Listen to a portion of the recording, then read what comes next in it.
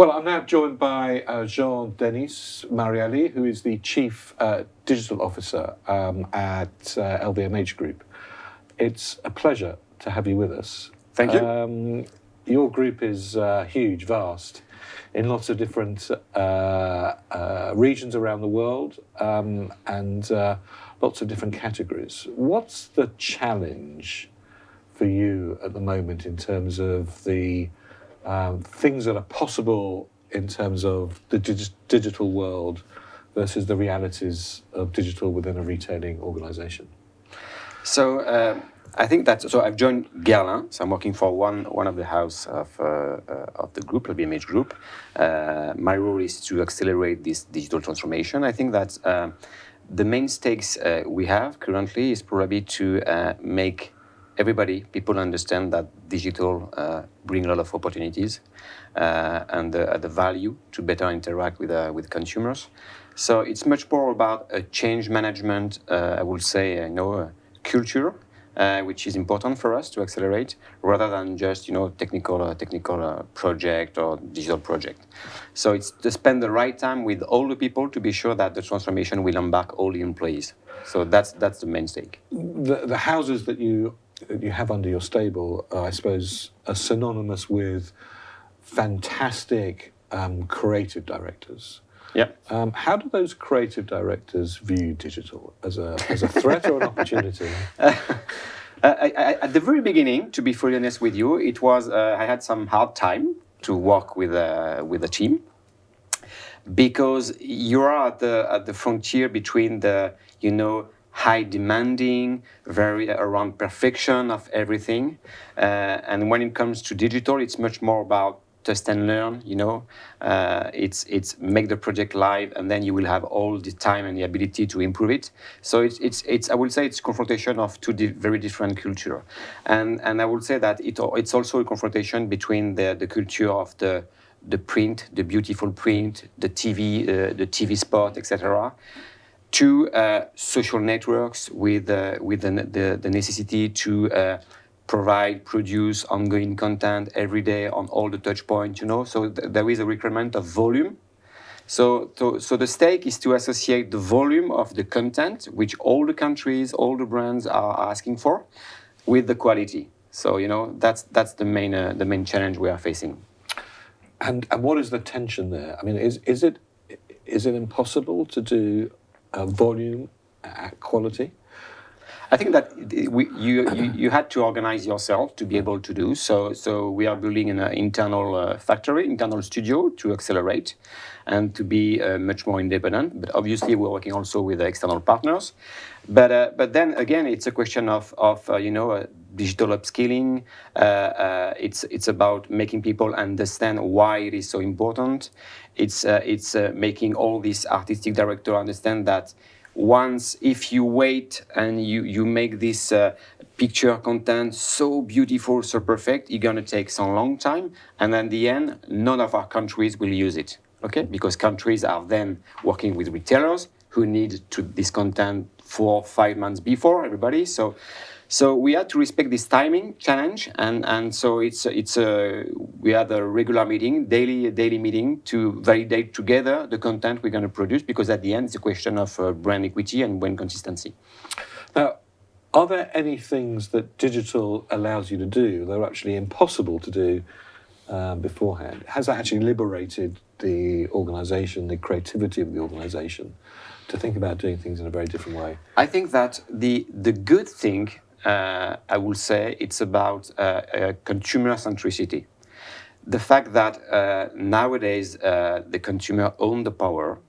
The consumer is choosing the prescriptors. So, if 10 years ago, we were listening to the company's speech, but now we prefer to listen to an influencer, to another customer ambassador, etc. So they are choosing the one they would like to listen to and to follow. So I think that in that context, it brings a lot of power to the consumer, and the company had to organize itself in a much more client-centric, culture, to be sure not to miss this interaction with consumer. And again, is there tension in that? your fashion houses are very known for choosing who their endorser, celebrity, the face of the brand, the face of this season's collection is going to be. And yet we now have really important key influencers who almost emerge from nowhere, who can have a great influence on the brand being successful or not. And you can't choose them. They emerge.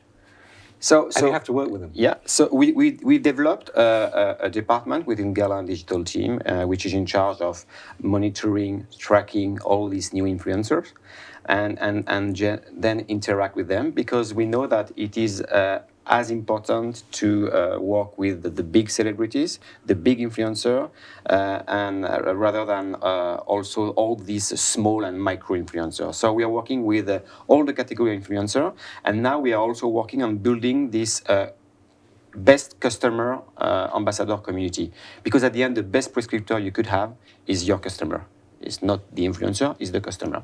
So it's to be able to track them and to build this community and to animate this community. What have you learned in terms of best practices from this sort of new emergence of influencers around the world? I think that being authentic is the strong one. To be sure that, because at the end it's a consumer are looking for transparency and authenticity. So if you try to manipulate, to use new prescriptors to push product, it's much more about storytelling. It's much more about consumer experience. It's much more about emotion. Consumers are looking for emotion right now. So it's your ability to create emotion, integrating this new customer experience that develop engagement with your consumer. And in the context of all of that, how important is coming back to the core principles of the integrity and the story of each of the individual brands themselves? I would say that when you're working on an engagement and advocacy strategy, the best thing is very simple. It's probably to take a white paper and a pen and to write what you consider as a parity zone with all your competitors and your differentiation zone, and then just focus on your differentiation zone. Saying that for your consumer, it has to be obvious that the differences are this asset. For Gala, it's a question of sustainability, it's a patrimony, So we have a lot of things to say. So it's much more about, communicate on your differentiators. Now, I think it's fair to say the luxury brands have been the slowest of the retailers to embrace transactional e-commerce. Is that something that you see that pace will increase over time, or will there always be a reluctance to sell directly to the customer via any channel? I think that the winning strategy, and all the industry of luxury, I completely understand that, is to develop this direct omni-channel strategy. So moving direct with the e-commerce and with your own retail. And in that world, what do you think the role of the physical store is still going to be? It's huge. It's really huge. So once you understand the importance of having a direct retail and this omni-channel, then it gives you the ability to collect data, and we know that data is the new oil for companies. So it gives you the ability to collect, to provide very relevant interaction, and to be able to provide this very innovative, differentiate consumer experience. So if it is your own shop, then you have the ability to choose the experience you would like to deliver. So it's a good way to test things. So we are using our direct shop, our boutiques, to test a lot of innovation when it comes to consumer experience before thinking about rolling out. So it's a good way to test and learn and to capitalize of all your omni-channel strategy in a data collection approach. Your title is a Chief Digital Officer. There are lots of Chief Digital Officers around the world for different organisations. Would you view success in, 5 years' time, 6 years' time, when the role of a Chief Digital Officer won't be needed because everything will be digital? Yep. So I think always a short-term job. So if you do I'm well not trying to your wish job, your time away. no, but I will say that I mean a good CDO is probably in the company for 3 or 4 years, and then if he or she had accelerated digital transformation, then it's up to everybody to become a CDO at each role within the organization, in marketing, in HR, in sales, in operation. So it's much more about education, about change management, about make people think out of the box, use these new ways of working, which are the test and learn, the agility, the co-design, the co-creation with the consumer when you develop something to be sure that you will meet customer expectations. So it's much more about ways of working, mindset to accept that, it's not because the consumer is buying online that sales director say, okay, you took my customer. No, customer is buying online, offline, in omni-channel world. So it's much more about education. And then 3 or 4 years after, I mean, all people are supposed to be the CDO at their level.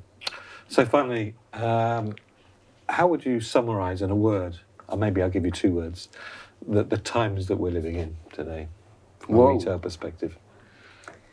To be honest with you, I'm afraid of that, probably because I have two children, and I look at the way they interact with our world, the time they spend on their mobile phone to manage everything, to manage their friends, to manage their, all your leisure, etc. So their leisure. So it's quite. I mean, you could be afraid of that. Then I think that the good thing is that it brings us the requirement of being much more consumer centric. So at the end, I think it's a winning strategy because we spend so many times to be product oriented, brand oriented, and now nowadays we had to be consumer centric because consumer had the power. So if you like to survive in the world where you had to disrupt or to being disrupt, then you had to integrate that in your culture, in your strategy, and to be sure that you are aligned with your consumer expectation and you create value for the consumer.